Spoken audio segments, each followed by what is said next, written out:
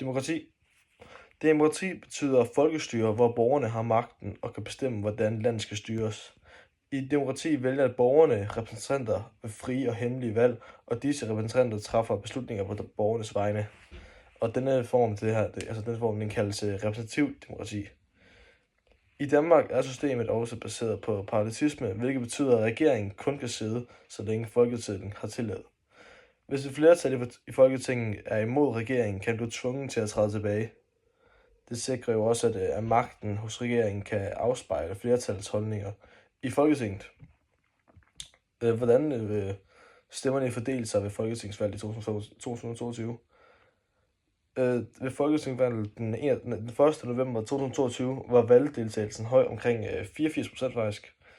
Her viste det der resultat jo, at Socialdemokratiet blev det største parti med 27,5% af stemmerne og 50 mandater.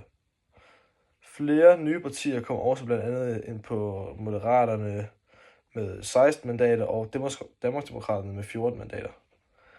Det gjorde jo, at Folketinget mere fragment og betød, at hverken rød blok eller blå blok fik et klart flertal under støtten fra de andre partier.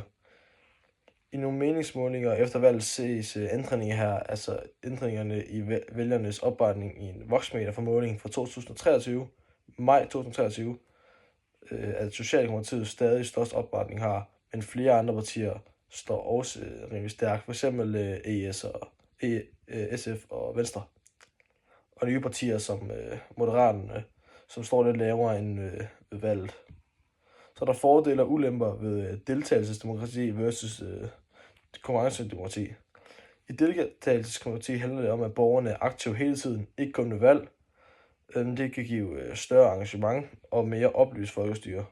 Når menneskerne deltager i debatter, folkemøder og borgerforslag, kan beslutninger bedre afspejle borgernes ønsker. Altså ulemper, det kan være ved deltagelsesdemokrati, kan være, at det er tidskrævende, og ofte er det især ressourcestærke borgere, der deltager aktivt, mens andre de falder af. Ved konkurrencedemokrati er et system, vi typisk har i Danmark. Her konkurrerer politiske partier jo om vælgernes stemmer ved valg, og vælgerne repræsenterer derefter i Folketinget. Fordelen er, at det er effektivt, og det er også overskueligt. Beslutninger træffes gennem valgte politikere. Ulempen er, at borgerne ofte kan jo engagere sig ved selve valget, og ikke i den løbende politiske proces. I en analyse af den nye regering efter valget 2022 fremhæves det jo, at Danmark fik